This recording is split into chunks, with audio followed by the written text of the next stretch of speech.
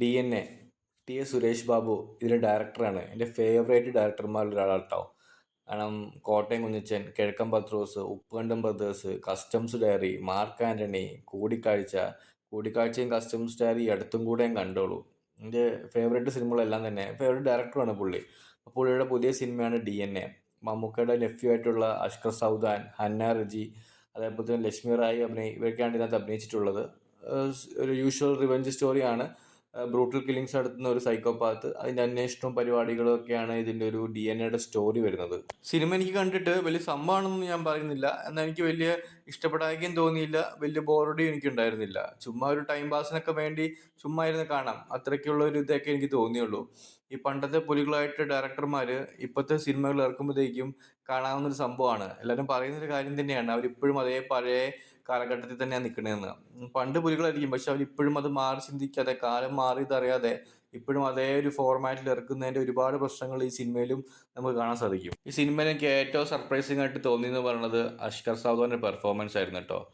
നീറ്റായിട്ടുള്ള കിടിലൻ പെർഫോമൻസ്. ഒരിക്കലും ഞാൻ ഇത്രയ്ക്കും പ്രതീക്ഷിച്ചില്ല. ഇതിനകത്ത് സീരിയസ് ആയിട്ടുള്ള റോളിനേക്കാളും കുറച്ചും കൂടെ പുള്ളിക്ക് ചേരുന്നത് ഈ കോമഡിയൊക്കെ പറയുന്ന, കോമഡി എന്ന് പറയാൻ പറ്റില്ല, ഒരു ചില്ലൊക്കെ ആയിട്ട് സംസാരിക്കുന്ന ഒരു ടൈപ്പ് ഒരു വർത്തമാനം കാര്യങ്ങളൊക്കെ ഉണ്ട് ഈ സിനിമയിൽ. അങ്ങനത്തെ റോളുകൾ പുള്ളിക്ക് നല്ല രീതിയിൽ ക്ലച്ച് പിടിച്ച് കയറാൻ നല്ല രീതിയിൽ ചാൻസ് ഉണ്ട്. ഇപ്പോൾ പല സിനിമകളും ഉണ്ട്. ഇപ്പോൾ യമണ്ടം പ്രേമകഥയ്ക്കുള്ള പോലെ ദുൽഖറിനെ കുറേ വാലുകളുണ്ടല്ലോ, അതേപോലെ തന്നെ അഷ്കർ സൗദാൻ അതിൻ്റെ കുറേ വാലുകൾ. അങ്ങനത്തെ ഒരു സിനിമകളിലൊക്കെ പുള്ളിക്ക് നല്ല രീതിയിൽ നന്നാവാൻ ചാൻസ് ഉണ്ട്. എനിക്ക് നല്ല ഭാവി കാണുന്നുണ്ട് പുള്ളിക്ക് അങ്ങനത്തെ സിനിമകളിൽ. അതേപോലെ തന്നെ പുള്ളി പറയുന്നുണ്ട്, ഇങ്ങനെ മമ്മൂട്ടിയുടെ പെങ്ങളുടെ മോനാണെന്ന് പറഞ്ഞിട്ട് കാര്യമൊന്നുമില്ല, കഴിവുണ്ടെങ്കിൽ സിനിമയിൽ പിടിച്ചു കയറാമെന്ന് പുള്ളി തന്നെ പറയുന്നുണ്ട്. അപ്പോൾ ആ ഒരു കോൺഫിഡൻസ് പുള്ളിയുടെ ഈ ഒരു സിനിമയിലെ അഭിനയത്തിൽ പെർഫോമൻസിൽ ഉണ്ടെന്ന് എനിക്ക് തോന്നുന്നുണ്ട്. എന്തായാലും നല്ല രീതിയിൽ പുള്ളി കയറി വരട്ടെ. പിന്നെ ഹന്ന റജി ഘോഷി നന്നായിരുന്നു. ഇവർ തമ്മിലുള്ള കോമ്പിനേഷൻ സീൻസ് ഒക്കെ നല്ല രസമുണ്ടായിരുന്നു. പിന്നെ എടുത്തു പറയുന്നത് ലക്ഷ്മി റായി ആയിരുന്നു. കുറേ നാൾക്ക് ശേഷമാണ് ഞാൻ തിയേറ്ററിൽ നിന്ന് കാണുന്നത്. അവസാനം കാണുന്നത് എനിക്കൊന്ന് ഗോസ്റ്റ് ഹൗസിലെ ഓല ഓല പാട്ടാന്ന് തോന്നുന്നു. പിന്നെ ഇപ്പോഴാണ് ഞാൻ കാണുന്നത്.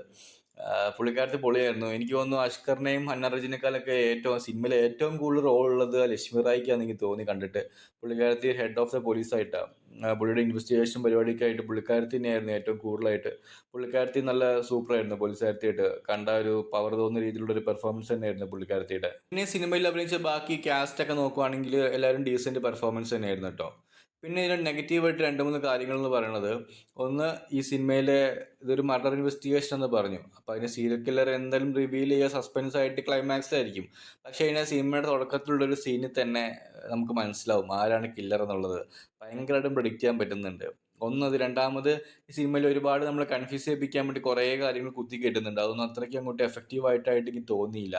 പിന്നത്തെ ഒരു കാര്യം എന്ന് പറയുന്നത്, ഈ സിനിമയിൽ കുറേ കഥാപാത്രങ്ങളുണ്ട്. ആ കഥാപാത്രങ്ങൾ എല്ലാവരും തന്നെ ഒരേ രീതിയിൽ ഇങ്ങനെ തുടക്കം തൊട്ട് അവസാനം വരെ കാണിച്ചിരുന്നെങ്കിൽ നമുക്കത് പ്രെഡിക്റ്റ് ചെയ്യാൻ കുറച്ച് ബുദ്ധിമുട്ടായേനെ. പക്ഷേ ഇത് കുറേ കഥാപാത്രങ്ങളെ ഒഴിവാക്കിയേക്കുക, ഇങ്ങനെ ഫുള്ളായിട്ട് ഒഴിവാക്കിയേക്കുക. പിന്നെ കയറി വരും, പിന്നെ കുറേ ഒഴിവാക്കിയിട്ട് പിന്നെയും കയറി വരിക. അങ്ങനെ തന്നെ നമുക്ക് കാണുമ്പോൾ തന്നെ നമുക്ക് മനസ്സിലാവും അത് വലിയൊരു പാളിച്ചയും പോരായ്മയും തന്നെയാണ് എഴുത്തിൽ. അത് കാരണം നമുക്ക് പെട്ടെന്ന് തന്നെ മനസ്സിലാവും ഇതാരാന്നുള്ളത്. അപ്പോൾ പിന്നെ നമുക്ക് പിന്നെ ആ ഒരു ആരാന്ന് എന്താണെന്നുള്ളൊരു ആങ്സൈറ്റി നമുക്ക് ഉണ്ടാവില്ല. പിന്നെ മനസ്സിലാവും ഇത് റിവെഞ്ചാണ്, അതാണ് ഇതാന്നുള്ളതൊക്കെ നമുക്ക് മനസ്സിലാവും. അപ്പം അത് വലിയൊരു പോരായ്മ തന്നെയായിരുന്നു ആ ഒരു സിനിമയിൽ ഉണ്ടായിട്ട് എനിക്ക് തോന്നിയത്. ബാക്കി ഇതിനകത്ത് നോക്കുവാണെങ്കിൽ അത്യാവശ്യം 2-3 ഫൈറ്റൊക്കെ ഉണ്ട്. അതൊക്കെ അത്യാവശ്യം ഡീസൻറ്റ് സംഭവം തന്നെയായിരുന്നു. എന്തായാലും ടി. എസ്. സുരേഷ് ബാബുവിനെ പണ്ടത്തെ സിനിമകൾ വെച്ച് നോക്കുമ്പോഴത്തേക്കും കമ്പയർ ചെയ്യുവാണെങ്കിൽ ഇതൊന്നുമല്ല. എന്തായാലും ഞാൻ നേരത്തെ പറഞ്ഞ പോലെ വേണമെങ്കിൽ സ്കിപ്പ് ചെയ്യാം, ഇല്ലെങ്കിൽ പോയി കാണാം. Thank you.